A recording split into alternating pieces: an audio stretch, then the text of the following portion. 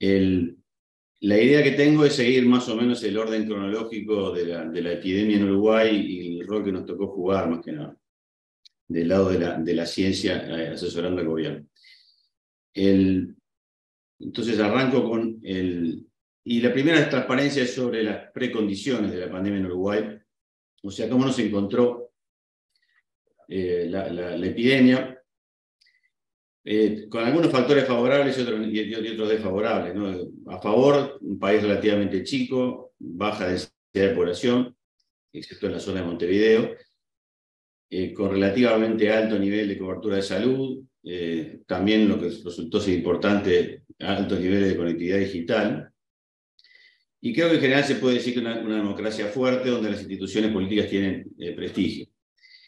Estos son todos factores a favor. Por otro lado, claramente hubo desafíos también. Uno de ellos es el hecho geográfico de que tenemos una frontera muy seca, muy grande con Brasil. Hay ciudades que se cruza la calle y se cambia de país, por lo tanto no es factible totalmente aislarse completamente de lo que ocurre, por ejemplo, en Brasil. Bueno, en Argentina es un poco más fácil por los puentes. Y el otro factor tal vez más desafiante fue el tema de timing. Yo creo que nadie en el mundo estaba preparado para este evento, pero a nosotros nos tocó encararlo en simultaneidad con un cambio de administración de gobierno, que ocurrió el 1 de marzo y los primeros casos vinieron el 13. Entonces el gobierno nuevo tuvo que en pocos días ponerse a encarar esta crisis muy grande, ¿no? Y es justo decir que la administración saliente tampoco había dejado muchos preparativos hechos. Por ejemplo, no había gran disponibilidad de testeo PCR para el COVID a esa altura de la piel. Eso en cuanto a aspectos generales. Después, ya yendo un poquito más a lo científico, el país tiene algunas fortalezas. Hay biociencia de buena calidad, hay virólogos muy reputados en la Universidad República, en el Instituto Pasteur, que en su ramal en Montevideo, que estuvieron en condiciones de hacer aportes muy significativos. Tal vez menos experiencia en aspectos como la epidemiología cuantitativa, que era interesado para predecir la evolución del fenómeno. Del lado del Ministerio de Salud Pública, de la División de Epidemiología, existía y tenía experiencia en epidemias de otro tipo, pero tal vez claramente no tenía ni la escala de personas ni los recursos informáticos más rápidos para poder responder a un evento con esta magnitud. Así que, bueno, luces y sombras, supongo que en todos lados fue igual en cuanto a cómo nos encontró la pandemia. El 13 de marzo vinieron los primeros casos y está la respuesta inicial del gobierno, que es decretar lo que llamó la emergencia sanitaria, que implicó el cierre de escuelas, el cierre de espectáculos públicos, shoppings, otras cosas de este tipo, el cierre de fronteras, exceptuando, como dije, las ciudades nacionales, y una recomendación de quedarse en casa, emitida como recomendación, no como un mandato obligatorio, lo cual generó, obviamente, algunos debates al principio sobre si alcanzaba o no esa medida. Terminó alcanzando, en buena medida probablemente porque el mundo entero estaba en fuego, todos los uruguayos éramos conscientes de lo que estaba pasando en todos lados y naturalmente la gente se recluyó en su casa lo más que pudo. Y el primer brote ese que vino a principio de marzo se logró controlar a niveles bastante pequeños en el plazo del primer mes, lo cual nos dio un poco de posibilidad de organizar las cosas. Pero bueno, en forma muy caótica, ¿no? Hubo una cantidad de esfuerzos voluntarios que se generaron en ese periodo, supongo que también se habrá sido así en otros lados. Lo que ya mencioné, los virólogos del Instituto Pasteur se pusieron al hombro a hacer un test PCR local y lo lograron en plazos muy destacables. Incluso después se asociaron con industria privada para generar kits en forma más industrial. También apareció en un plazo muy rápido una aplicación de celulares para facilitar el seguimiento de los casos. Del lado del modelado, una cantidad de grupos se movilizaron para intentar modelar y predecir el fenómeno. En la Universidad República hubo muchos científicos. Por mi parte, me tocó participar en el grupo de la Academia de Ciencias en este tema. Y podría seguir hablando, creo que el esfuerzo voluntario fue la tónica del momento, de mucha gente tratando de aportar lo que pudiera. Ahora, esto más o menos informal pasó a tener formalidad un mes después, cuando el gobierno se acercó a pedir asesoramiento científico. La motivación inicial de los oficiales que se contactaron era, bueno, estamos posiblemente en vías de empezar a reabrir algunas actividades y tenemos temor de esto, y la pregunta es, en principio era una pregunta de predicción, ¿podemos predecir el impacto, por ejemplo, en las camas de cuidados intensivos de esta decisión? Entonces, el gobierno se contactó con Rafael Rey, ya lo mencioné, nuestro presidente, que es médico y bioquímico, pero es una figura de mucho prestigio a nivel nacional, y entonces él planteó el problema de si estaría dispuesto a hacerse cargo de este asesoramiento o dirigir este asesoramiento. Inicialmente, repito, en aspectos más que nada cuantitativos, pero Rafael amplió el planteo y dijo, no, vamos a hacer algo más, deberíamos hacer algo más grande, incluyendo en particular a todo el sector salud, y le pidió al profesor Henry Cohen, al cual seguramente muchos de ustedes conocen por las academias de medicina, que se hiciera a cargo de coordinar la respuesta en salud. Y me pidió a mí, con el cual nos conocemos de la Academia de Ciencias y de otros temas hace muchos años, si podía coordinar el área de modelos y datos, básicamente la predicción de la evolución de la epidemia. Bien, entonces nos reunimos los tres con el presidente de la calle el 16 de abril del 2020, y a partir de ahí se generó lo que fue después denominado el Grupo Asesor Científico Honorario, que fue una construcción ad hoc, muy a la uruguaya en algún sentido. Somos un país chico y no tenemos de repente una cosa ya estructurada, pero que tiene sus desventajas y tiene la ventaja de que no es tan difícil armar una estructura en menos tiempo. Convocamos a unas 60 personas de especialidades muy diversas. Del lado de salud, prácticamente todas las especialidades representadas. Del lado de mío, que era buscar gente que pudiera ser modelado, por supuesto los epidemiólogos cuantitativos que hay estaban en el grupo, pero también convocamos a personas de un perfil más diverso, matemáticos, físicos, distintas personas que podían contribuir. El método de trabajo era, bueno, muchas reuniones Zoom inicialmente, y generación de informes que inicialmente eran internos para el Poder Ejecutivo. Un poco más adelante empezamos a darles difusión pública. Y los tres coordinadores nos reuníamos en forma semanal con los responsables del Poder Ejecutivo. A veces sí concurría el propio presidente, para algunos eventos puntuales, en general eran otros miembros de alto nivel del gabinete. Bien, esto fue la estructura que se montó.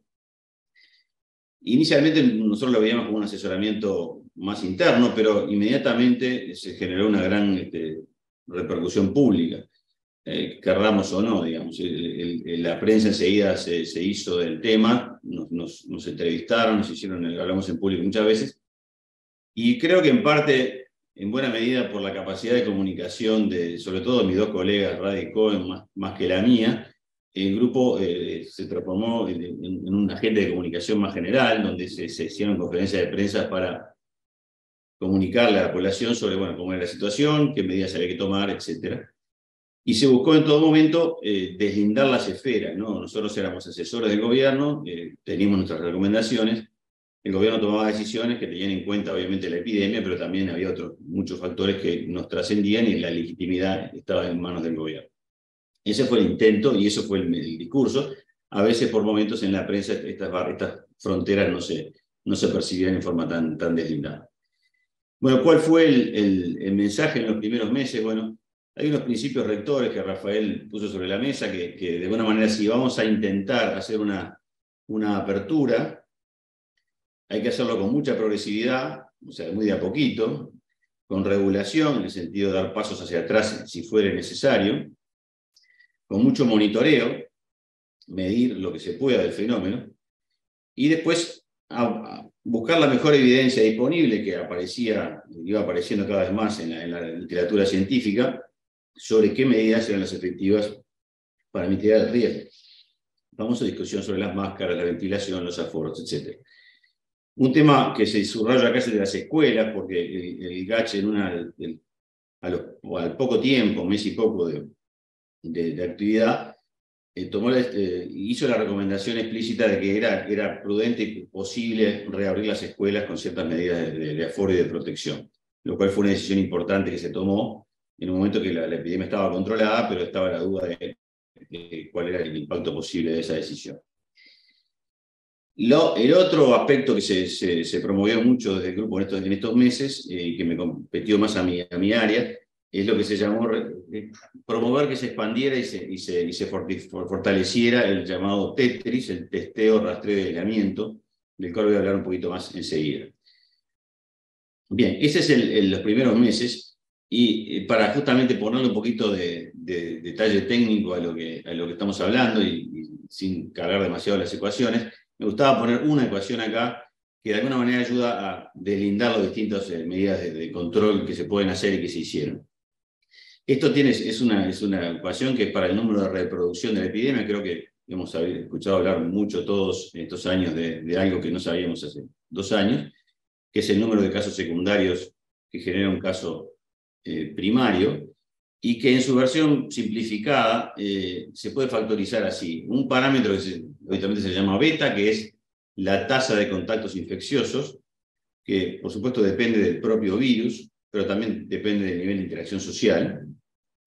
Segundo sería el tiempo de exposición, que depende, por supuesto, de cuánto dure la enfermedad, pero también de qué capacidad tengamos para aislar los casos enfermos. Y finalmente, el último factor, que es la fracción de individuos susceptibles, que depende de cuánta inmunidad se adquirió hasta ese momento.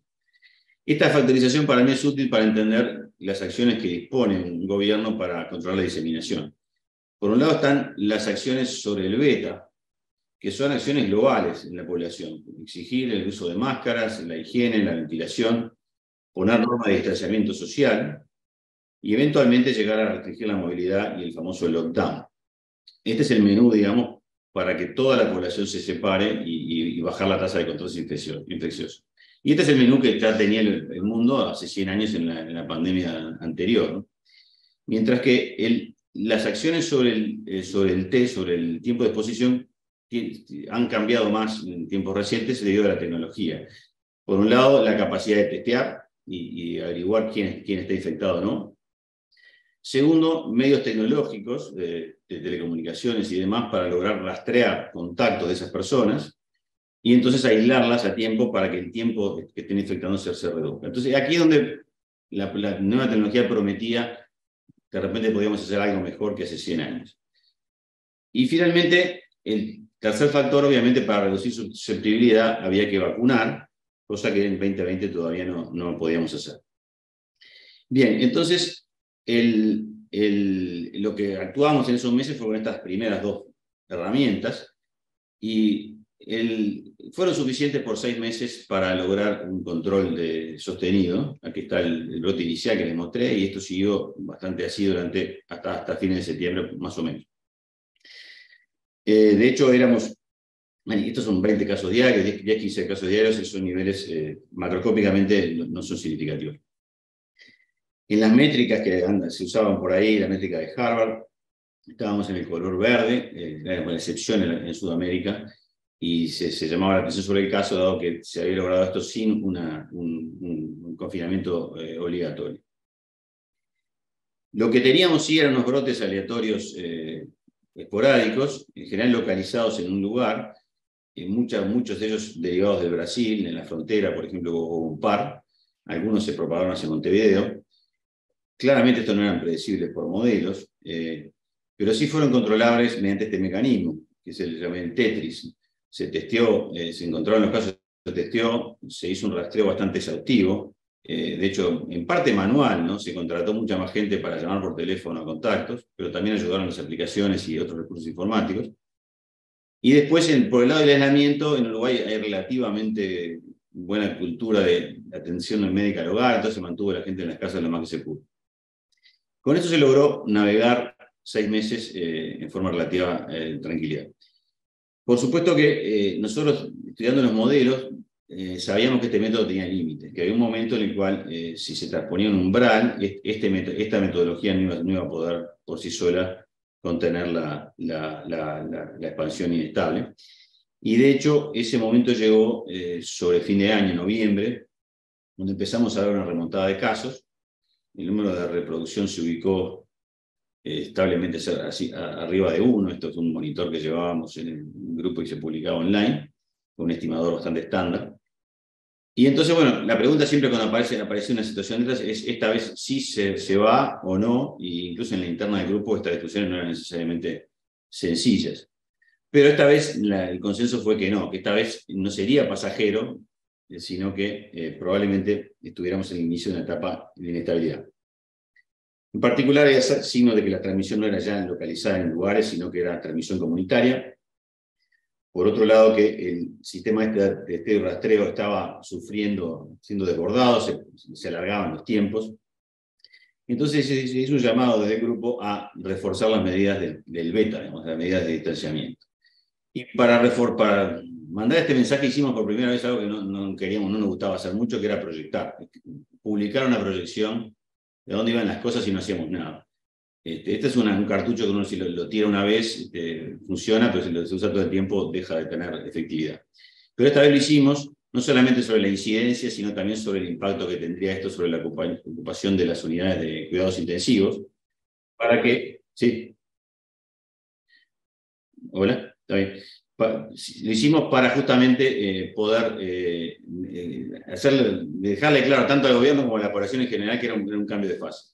Y de hecho, nuestras proyecciones en el próximo mes esencialmente se cumplieron.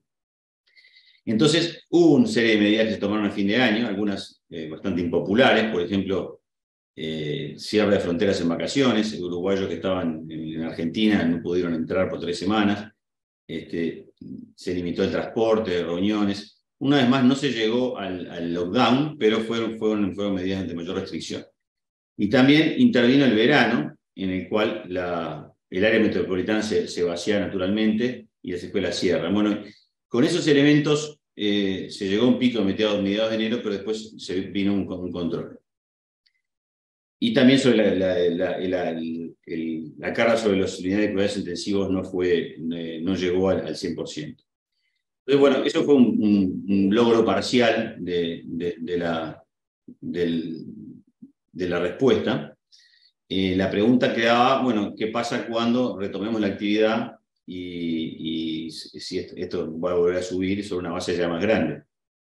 De hecho, el grupo decidimos hacer un documento en ese momento de relativa calma, donde se proyectaron escenarios alternativos y se dijo, si pasa esto, convendría hacer esto.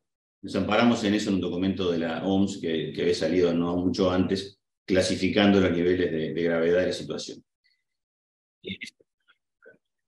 Bien, también vimos una cosa que se ve es que la movilidad, el famoso tema de cuánto repercute la movilidad en los contagios, bueno, hubo un trabajo que hicimos posteriormente donde se encontró empíricamente una correlación muy alta entre un índice de movilidad que publicaba Google, debidamente ponderado, y el número de reproducción de la epidemia. Entonces, eso hacía pensar que cuando se retomara la movilidad íbamos a tener un problema. Por otro lado, estaba llegando la vacunación, y la vacunación era la esperanza de que pudiéramos controlar el fenómeno de otra manera, ¿no? Hay que decir, esto no es mi órbita, pero gente del grupo asesor participó a todos niveles del tema de vacunación. Pero sin embargo no fue tan fácil hacerse de las vacunas. El Uruguay recién empezó a vacunar a principios de marzo, más tarde que otros países. Cuando lo hizo sí consiguió una cantidad de vacunas importante y la pendiente fue alta, ¿no? Pero inicialmente había una demora. Entonces la pregunta era, bueno, actuamos sobre el factor de susceptibilidad, ¿será suficiente esto para lograr el control que queremos? Bueno, lo que ocurrió es que simultáneamente, casi al principio de la vacunación, nos ingresa estas variantes de P1 desde Brasil, la Gamma, que claramente tiene un nivel de contagiosidad mayor, después lo estimamos en algún momento en 25% mayor, y con eso, digamos, cualquier efecto positivo de la vacunación se neutraliza y la curva exponencial se instaló. Y ahí sí suben los fallecidos, suben la ocupación de los cuidados intensivos, se toma una nueva tanda de medidas, de cierres, nuevamente se cerraron las escuelas, etc., pero no el lockdown completo. Y entramos en una etapa, la más grave, donde incluso en algunas semanas estuvimos en los peores números del mundo por cápita, de abril a mayo 21, con las unidades de cuidados intensivos bastante cerca de la saturación y alto número de fallecidos. Obviamente es un tiempo muy desafiante para nosotros y para todos, y un debate bastante cargado de todo nivel sobre si se ha hecho suficiente, si debe haber que hecho un mayor lockdown o no. Fuimos convocados al Parlamento y se hizo un esfuerzo de parte nuestra de mantener lo más posible nuestra neutralidad política. En junio vino la recuperación. Cayeron los números y justamente coincidió, si yo me remito a la curva esa que les había mostrado, que correlacionaba la movilidad con el índice de reproducción, se produce el desacople justamente en este momento. Alrededor del 33% de la población inmunizada logra el desacople, y ahí sí tuvimos la caída que estábamos esperando. Y ahí fue que el grupo, después de todo este periodo de tensión, nos habíamos puesto esa meta, que cuando logramos superar esta tanda nos íbamos a retirar. A fin de junio 21 el GACH terminó su actividad, y hay que decir que terminamos con un nivel de aprobación alta del lado de encuestas populares de ambos lados del espectro político. Después de eso, bueno, rápidamente, claramente tuvimos el resto de 2021 con situación controlada, sin el efecto de la variante Delta, que estuvo, pero no tuvo un impacto grande. Sí tuvimos, como todo el mundo, una ola significativa de Ómicron, pero con la letalidad menor que corresponde a esta variante. Entonces, para ir concluyendo, conclusiones y comentarios, la epidemia se caracterizó por un rol sin precedentes de la ciencia en todo el mundo, y en Uruguay nos fuimos convocados al más alto nivel, lo cual nos dio una visibilidad inusitada, que es una oportunidad, pero también es un riesgo por la responsabilidad que uno se expone. Hicimos lo posible, como dije, por delimitar las órbitas de lo que era nuestro asesoramiento y la decisión que tomaban los poderes públicos. También se destaca, me parece, el carácter interdisciplinario del grupo. No éramos especialistas todos en epidemiología, sino que era una variedad de perspectivas. Y el esfuerzo que ya mencioné para evitar la polarización. Los resultados creo que en Uruguay no fueron ideales, obviamente, demostré un periodo bastante malo, pero en total, digamos, creo que el resultado fue relativamente bueno. Por ejemplo, en métricas como el exceso de muerte, que se están mirando ahora a posteriori, tenemos valores relativamente bajos en Latinoamérica. Bueno, ese era el resumen que quería darles de la actividad, y termino por acá. Gracias.